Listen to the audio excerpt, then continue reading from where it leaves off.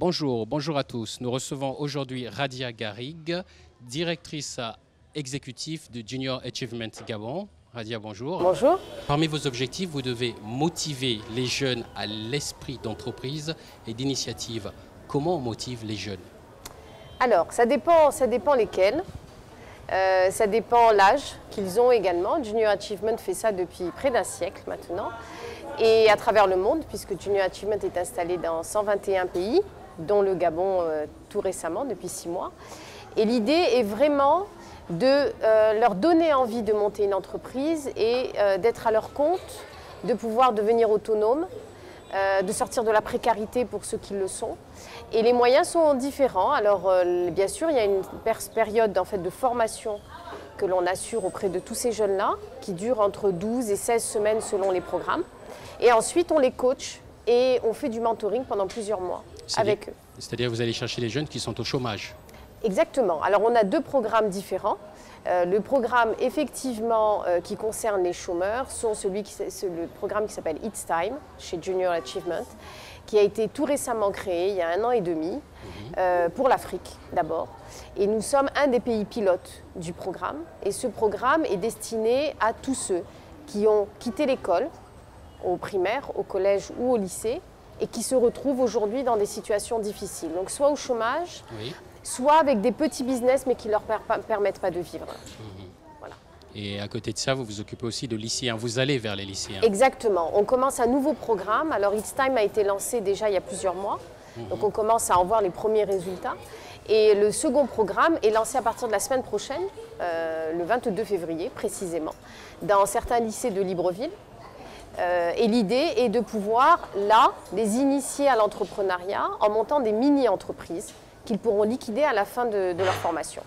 Je reviens un peu aux jeunes qui cherchent du travail, qui sont dans la précarité. Je suppose que lorsqu'on est dans la précarité, la dernière des choses qu'on aimerait entendre, c'est aller s'asseoir dans une salle et écouter beaucoup de théorie. Exactement. C'est plutôt du travail qu'on cherche directement. Exactement, mais c'est exactement. Le programme que l'on offre est fait pour ces personnes-là. C'est-à-dire que le programme n'est pas seulement théorique, il est théorique et il est très pratique. C'est-à-dire qu'à la fin des 16 sessions, ils ont monté leur projet entièrement. Donc pendant les 16 sessions, on les coach. Le montage de projet, c'est la partie pratique. Oui, exactement. Et se fait en même temps en fait, que la phase théorique. Et ils apprennent à gérer une entreprise en même temps qu'ils montent la leur. Donc ce qui rend les choses extrêmement plus simples et pas seulement de la théorie. Mais pour monter une entreprise, il faut de l'argent pour entreprendre.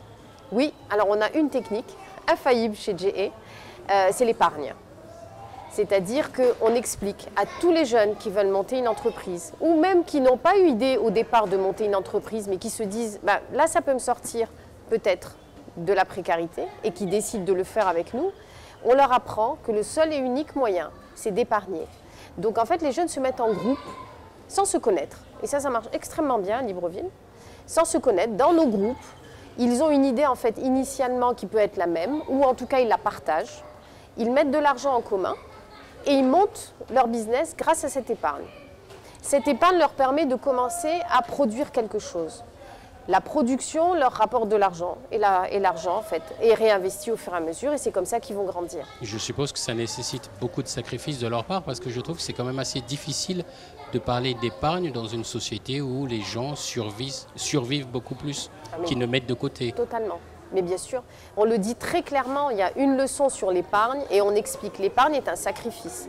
Mais c'est un sacrifice pour eux, c'est-à-dire qu'ils le font pour eux-mêmes. Cet argent-là est mis de côté par eux et pour eux-mêmes, dans des comptes épargne qu'ils vont retrouver pour pouvoir investir. Donc c'est véritablement c'est de l'investissement sur l'avenir, mais pour eux. Votre ONG existe dans plusieurs pays. Le cours que vous donnez, tout ce que vous faites avec eux, est-ce que c'est un cours, je pense, qui peut peut-être s'adapter aux gens en Europe? Est-ce que vous arrivez à le localiser, par exemple, aux réalités gabonaises? Alors ça dépend. Le programme Compagnie Programme, qui est un programme pour les lycéens, celui-ci, c'est le programme phare de JA à travers le monde, c'est le même partout dans le monde. Peu importe la culture. Peu importe la culture. Est-ce que l'entrepreneuriat, justement, ne s'adapte pas à la culture? Non, là, véritablement pas. Ils montent des mini-entreprises. Là où il y a des adaptations à faire, c'est sur les produits et les services à créer. Parce qu'on les fait travailler sur ce programme-là, mais ça c'est dans les lycées uniquement, on les fait travailler sur justement l'étude de marché de leur quartier, de leur environnement proche. Qu'est-ce qui manque autour de vous? Qu'est-ce que vous êtes susceptible de créer et d'innover? Donc ça, c'est de l'adaptation pure, uniquement à la phase de produit. Le reste du processus est le même, quel que soit de toute façon le pays. Par contre, pour It's Time, il a été créé pour l'Afrique avant tout. Donc la démarche est différente et là, ça prend en considération véritablement les contraintes que l'on peut avoir. Et l'idée, c'est qu'ils puissent monter une entreprise durable. Donc on a tout intérêt à prendre en considération les réalités du terrain. Et justement, dans ces réalités, quelles sont les particularités gabonaises? Alors, je ne sais pas si je peux parler de particularités gabonaises. Je vais dire que la première difficulté en termes de challenge, en tout cas, ou défi qu'on a pu rencontrer, ça a été d'épargner ensemble. Ça, c'est la première difficulté que l'on a. Parce qu'il faut se faire confiance. C'est des gens qui, au départ, ne se connaissent pas du tout. Exactement. Donc, autant dans le programme, il est préconisé fortement de travailler en équipe. Ça, j'ai eu aucune difficulté, contrairement à ce qu'on nous avait pu nous dire au départ. Mais on n'a eu aucune difficulté à le faire. Par contre, épargner ensemble, c'est un petit peu plus difficile. Ça, c'est le premier challenge.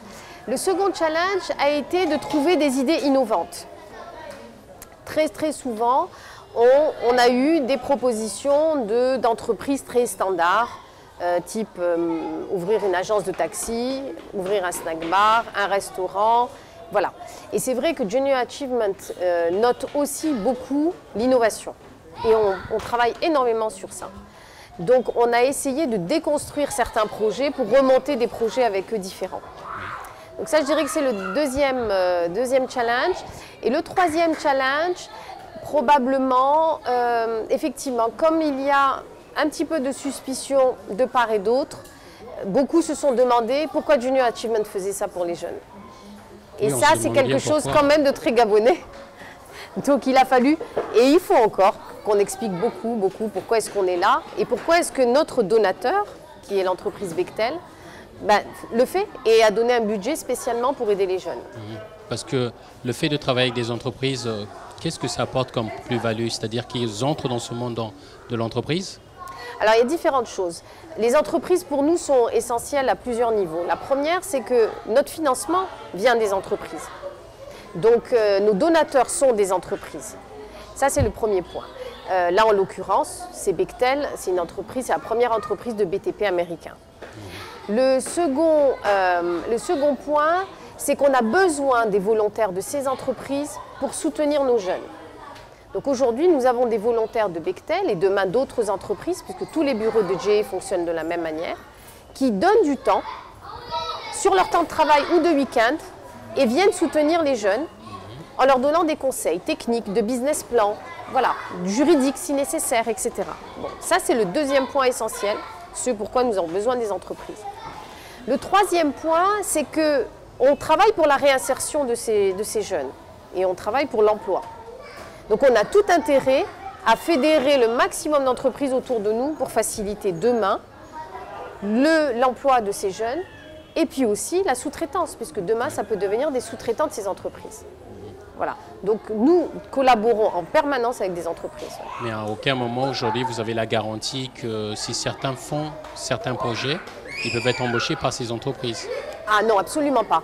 Le projet lui-même est quand même avant tout de monter une entreprise. Oui. Pas de trouver un emploi. Donc s'ils trouvent un emploi, nous on les soutient bien sûr dans cette démarche, parce que c'est un des objectifs que nous avons, c'est que ces jeunes trouvent de l'emploi. Mais pour trouver de l'emploi, on leur donne les outils pour le faire. Ensuite, c'est à eux d'aller chercher l'emploi. Mais qu'est-ce que vous pouvez dire de l'entrepreneuriat au Gabon? Parce qu'on a souvent l'impression que c'est très difficile et que finalement les jeunes baissent rapidement les bras parce qu'il y a beaucoup de barrières. Alors je pense qu'il y a des contraintes.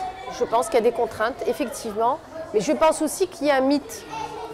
Parce qu'il y a quand même une volonté politique très forte pour que l'entrepreneuriat démarre, qu'il y ait plus d'entrepreneurs gabonais.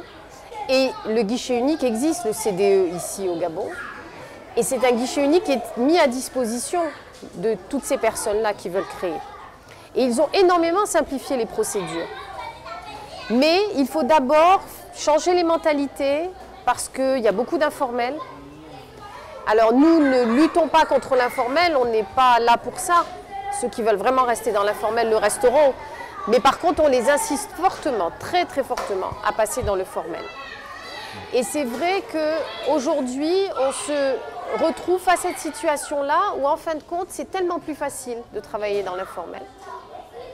Et du coup, il se crée aussi, je pense, un mythe autour de ça, en se disant c'est trop difficile pour nous que de créer une entreprise, d'être légal, de payer nos impôts, etc.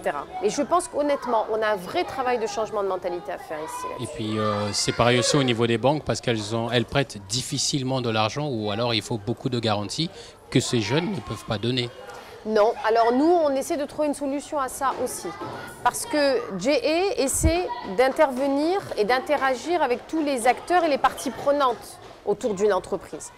Donc là, nous sommes en négociation avec le CDE pour justement... Le Centre de développement des entreprises. Des entreprises, exactement, oui. Le guichet unique au Gabon, pour essayer de soutenir nos jeunes à créer leurs entreprises. Donc là, on est en train de réfléchir ensemble à une stratégie commune.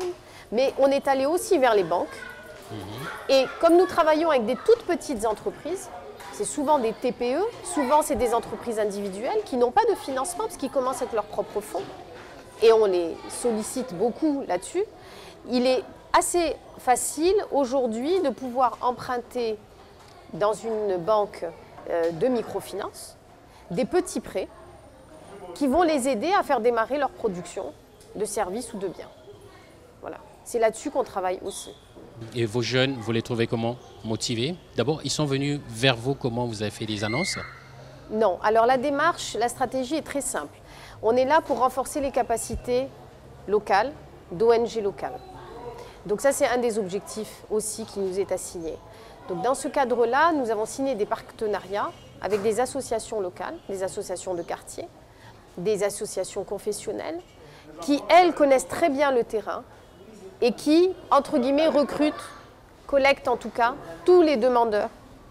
Et ensuite, nous faisons des interviews avec l'association et JA, avec un procédé totalement validé par JA Worldwide, d'interviews et de choix des personnes que l'on retient.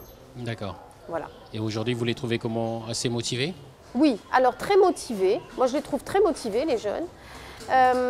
Mais ils baissent les bras. Voilà, nous, c'est notre grande tristesse aujourd'hui.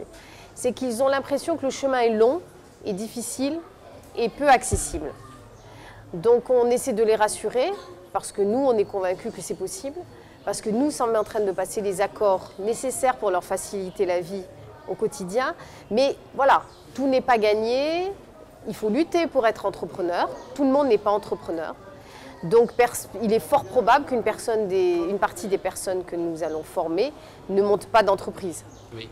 On peut parler de perte de temps, perte d'énergie ou pas? Non, pour ces personnes-là. Pas du tout. Parce qu'on leur a au moins enseigné des choses, ils ressortent avec des connaissances et des compétences supplémentaires. Razia Garrigue, merci. Donc, je rappelle que vous êtes directrice exécutive de Junior Achievement Gabon. Merci d'avoir répondu à nos questions. Merci à vous. Et merci à vous de nous avoir suivis. Je vous dis au revoir et à très bientôt sur Télé Sud.